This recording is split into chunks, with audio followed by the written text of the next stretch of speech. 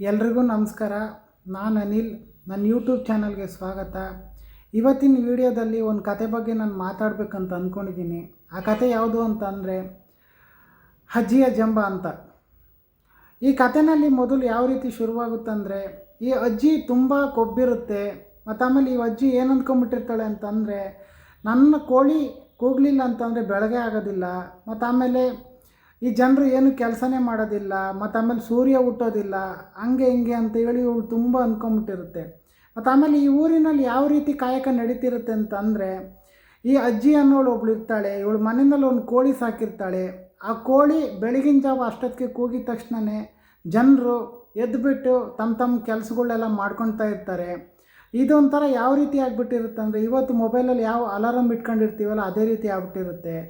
ಆದರೆ ಜನರು ಹೆಂಗೆ ಅಭ್ಯಾಸ ಮಾಡ್ಕೊಂಡಿರ್ತಾರೆ ಅಂತಂದರೆ, ಈ ಕೋಳಿ ಕೂಗಿದ ತಕ್ಷಣವೇ ಬೆಳಗಾಯಿತು ಅಂತ ಅಂದ್ಕೊಂಡು ಇವರು ಎದ್ದುಬಿಟ್ಟು ತಮ್ಮ ಕೆಲಸಗಳೆಲ್ಲ ಮಾಡ್ಕೊಳ್ತಾ ಇರ್ತಾರೆ. ಈ ಅಜ್ಜಿಗೆ ತುಂಬ ಜಂಬ ಬಂದುಬಿಟ್ಟಿರುತ್ತೆ ಇದನ್ನು ನೋಡಿಬಿಟ್ಟು.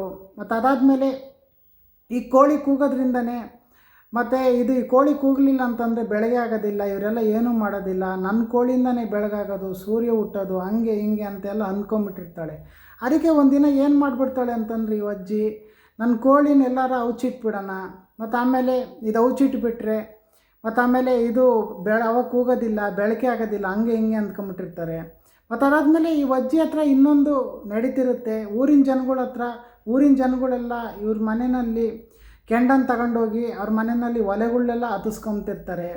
ಮತ್ತು ಅದಾದಮೇಲೆ ಈ ಅಜ್ಜಿ ಏನು ಮಾಡಿಬಿಡ್ತಾಳೆ, ಸ್ವಲ್ಪ ದಿನದ ಮಟ್ಟಿಗೆ ದೂರ ಹೋಗ್ಬಿಟ್ಟು ಇವಳು ಕೋಳಿನೂ ತಗೊಂಡೋಗಿ ಅಲ್ಲೇ ಇದ್ಬಿಡ್ತಾಳೆ. ಮತ್ತು ಆಮೇಲೆ ಸುಮಾರು ದಿನ ಅಜ್ಜಿ ಕಾಣಿಸೋದೇ ಇಲ್ಲ.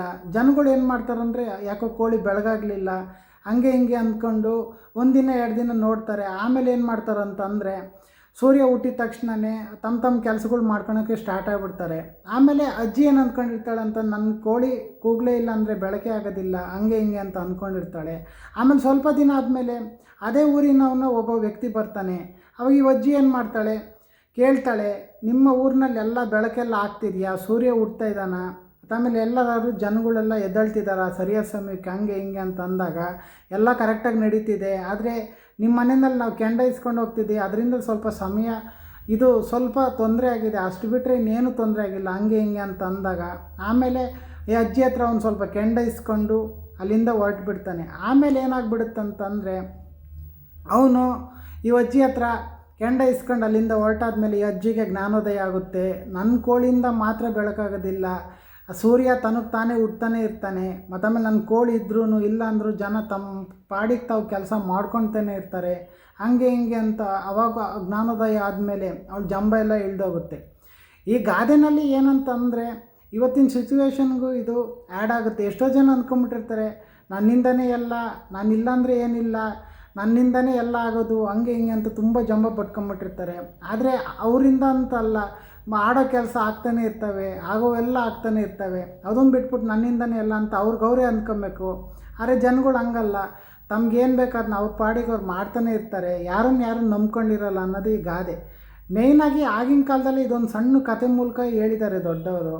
ಇದು ಬರೀ ಅಜ್ಜಿಗೆ ಅಷ್ಟೇ ಅಲ್ಲ, ಈ ಕಥೆನಲ್ಲಿ ಬರೀ ಅಜ್ಜಿ ಜಂಬ ಅಂತ ಮಾತ್ರ ಇದೆ. ಆದರೆ ಇವಾಗಿನ ಪರಿಸ್ಥಿತಿನಲ್ಲಿ ಎಷ್ಟೋ ಜನ ಹಂಗೆ ಅಂದ್ಕೊಂಡಿರ್ತಾರೆ, ನಾವು ಇದ್ರೇ ಎಲ್ಲನೂ, ಮತ್ತು ನಮ್ಮಿಂದನೇ ಇಲ್ಲಿ, ನಾವಿಲ್ಲಾಂದರೆ ಏನೂ ನಡೆಯೋದಿಲ್ಲ, ಹಂಗೆ ಹಿಂಗೆ ಅಂತ. ಎಲ್ಲ ಕಡೆಯೂ ಇದೇ ರೀತಿಯೇ ಇರುತ್ತೆ. ಉದ್ಯೋಗ ಮಾಡೋ ಹತ್ರನೂ, ಮತ್ತು ಆಮೇಲೆ ಈ ಸ್ಕೂಲು ಕಾಲೇಜ್ಗಳು ಪ್ರತಿಯೊಂದು ಕಡೆಯೂ ಹಿಂಗೆ ಜಾಸ್ತಿ ಆಗ್ಬಿಟ್ಟಿರುತ್ತೆ. ಆದರೆ ನೋಡಿ, ಈ ಕಥೆನ ನಾವು ಯಾವಾಗಾರ ಓದ್ಬಿಟ್ರೆ ಅವಾಗ ಗೊತ್ತಾಗ್ತದೆ, ಯಾರು ನಂಬ್ಕೊಂಡಿರಲ್ಲ, ಜೀವನ ಸಾಕ್ತಾನೆ ಇರುತ್ತೆ, ನಡೀತಾನೆ ಇರುತ್ತೆ, ಹಂಗೆ ಹಿಂಗೆ ಅಂತ ಗೊತ್ತಾಗುತ್ತೆ.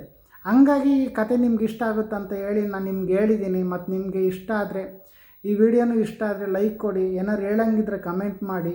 ಮತ್ತು ಆಮೇಲೆ ಯಾರ್ಯಾರು ನನ್ನ ಯೂಟ್ಯೂಬ್ ಚಾನಲ್ಗೆ ಸಬ್ಸ್ಕ್ರೈಬ್ ಮಾಡ್ಕೊಂಡಿಲ್ಲ ದಯವಿಟ್ಟು ಸಬ್ಸ್ಕ್ರೈಬ್ ಮಾಡ್ಕೊಳ್ಳಿ. ನೆಕ್ಸ್ಟ್ ವೀಡಿಯೋದಲ್ಲಿ ನಾನು ಬೇರೆ ವಿಷಯ ತೊಗೊಂಡು ಅದ್ರ ಬಗ್ಗೆ ಮಾತಾಡ್ತೀನಿ. ವಿಡಿಯೋ ಇಲ್ಲಿಗೆ ನಿಲ್ಲಿಸ್ತಾ ಇದ್ದೀನಿ. ಎಲ್ರಿಗೂ ಧನ್ಯವಾದಗಳು. Thank you so much.